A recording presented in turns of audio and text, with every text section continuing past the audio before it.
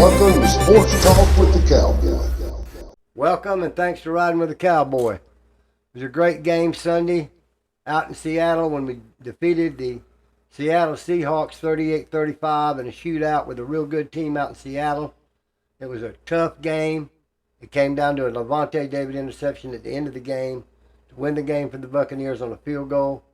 But it was 5 touchdowns for each team. It was a complete and total shootout from the get-go, and a good Seattle Seahawks team. Not to take anything away from their efforts, because they have a good, solid football team out in Seattle. There's no question about it. I watched them last week play our team. A great win for the Buccaneers, putting them to 4-1. It was a tough game. Abuku showed up, scored a touchdown, made a big catch down to the 2-yard line. Rachaad White led our rushing attack, ran well. Rachaad White stepped up and took the mantle of a running back last week on the victory out in Seattle with Bucky Irving hurt. Chris Tucker, Sean Tucker took a few snaps, ran a few times, didn't get as much playing time, of course, as Rachaad White, but he was out on the field. Johnson, our receiver, caught a 40-yard pass. Sherlin Shepard caught a touchdown in the end zone to get us to 35 and keep the game 35-35. With a minute to go, they got the ball and was driving it to get a field goal. But they threw an errant pass that bounced off the helmet of Logan Hall and into the arms of Lavonte David, our linebacker, and we did the exact thing they were doing to us, went about 20 yards and plucked a field goal to win it 38-35. That's what happened Sunday. What a game. Everybody watched it. Tremendous game. Tough game. Back and forth, forth and back. Couldn't leave your seat because of that action that was taking place on the field.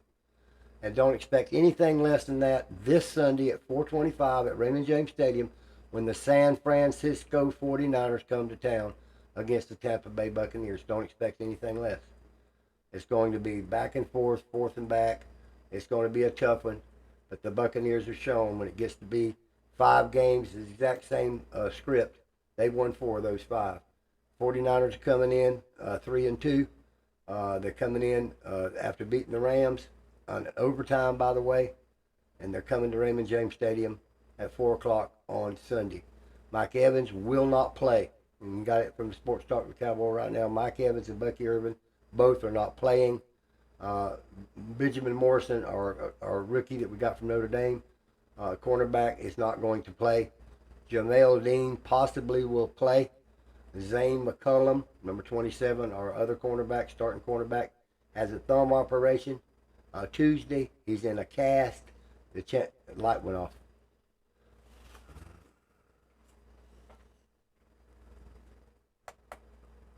Okay. He's in a cast, and the possibility of him playing is slim to none. So I look for Bryce Hall to take his place, Jamel Dean to start back there on the corners this week. Izion, our safety, is not going to play. We still have all the injuries we had prior to Seattle. Some of those players, Luke Genneke, our right tackle, probably will come back against the Detroit Lions, which is the week after the 49er game this week. So as far as injuries concerned, we haven't changed anybody coming off injured reserve or the injury, not even on the 4-week reserve. And I don't think that Zane McCullum's injury will be more than a couple weeks.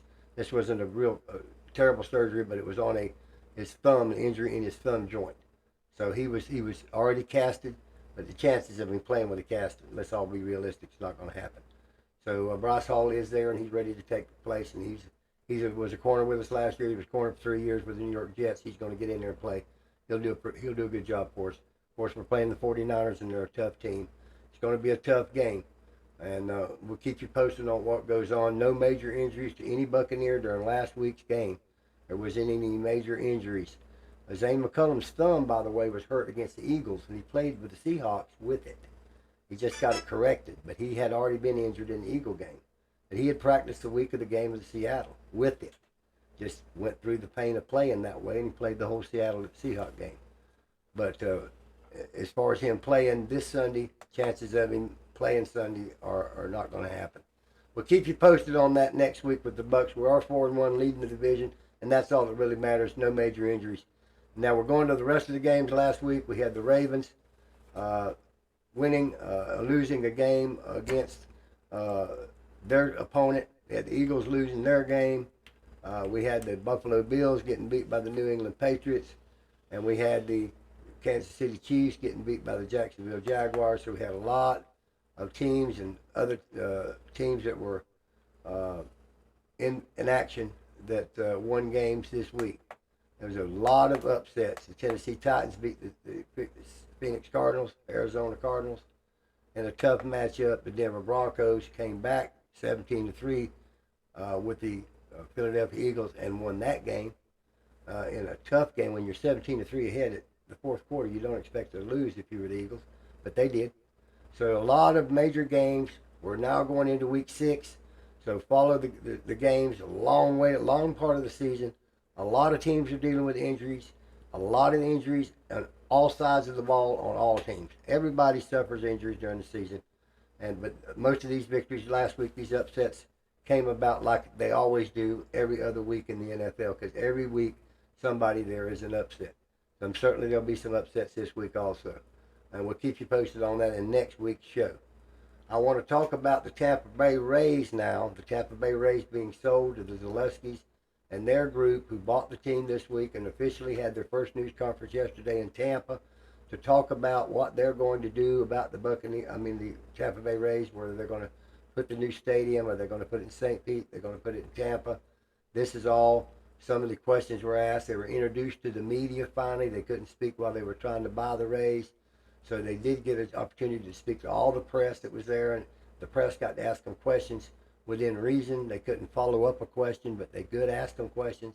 They took about an hour and a half worth of questions yesterday, trying to tell what their future of the Rays would hold, how their payroll would be, every question under the sun. And they just got the team less than a week ago, so they're just trying to, like they tried to tell everyone, get their feet down on the ground and get everything in order in their minds to how to operate the team.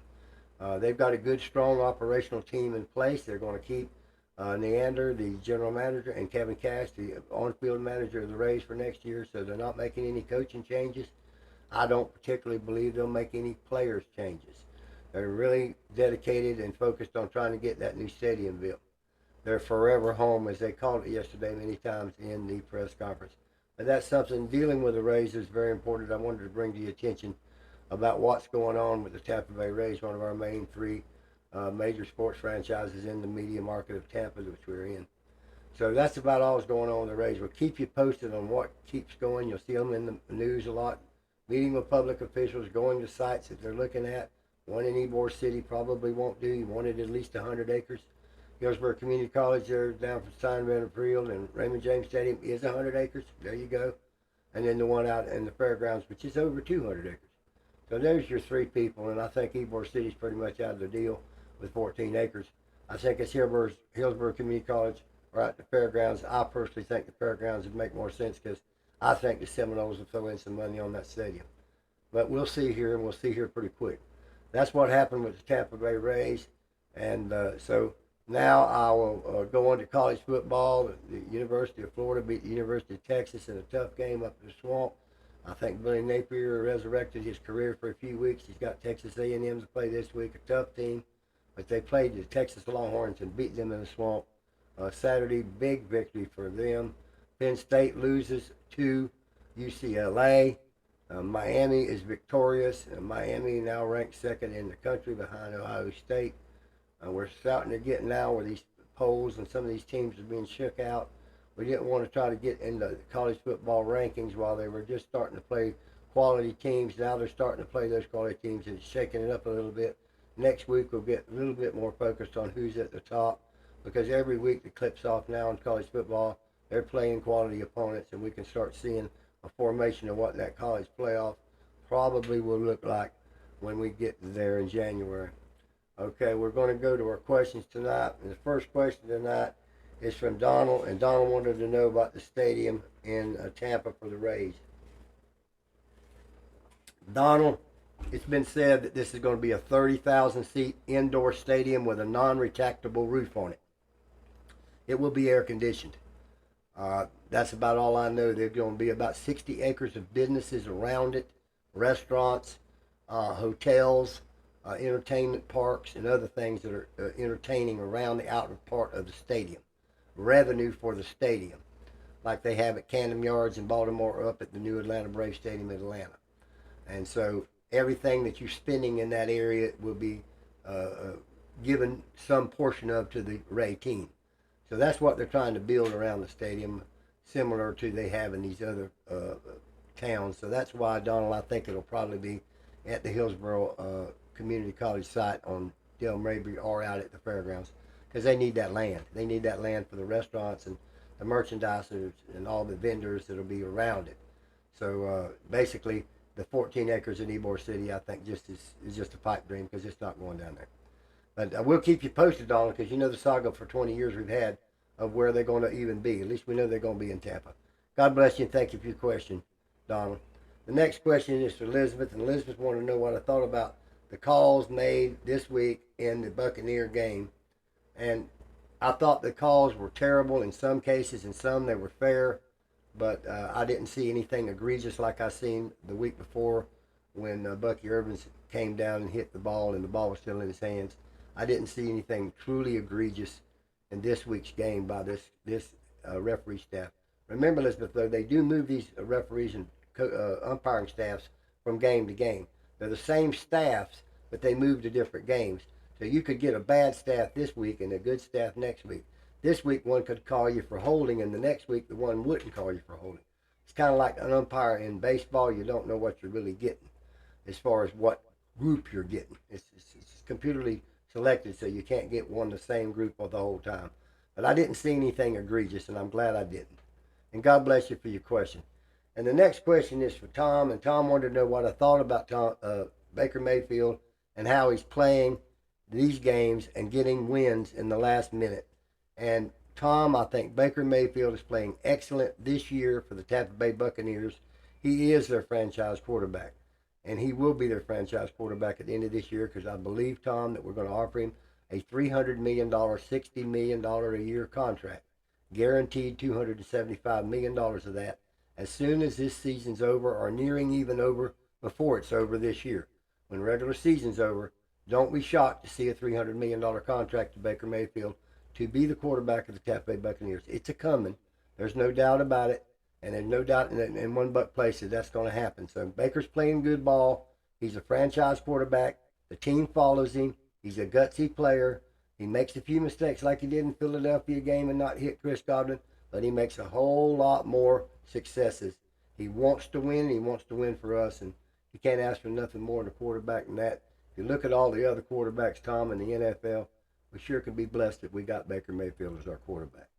God bless you, Tom, and thank you for your question. I want you all to continue to send to your friends and share to your friends our show. Send your questions on the comment. Watch Week 6 in the NFL this week. Go Bucks against the 49ers. Until next show, God bless you. Cowboy out. Have you ever had a dream that you want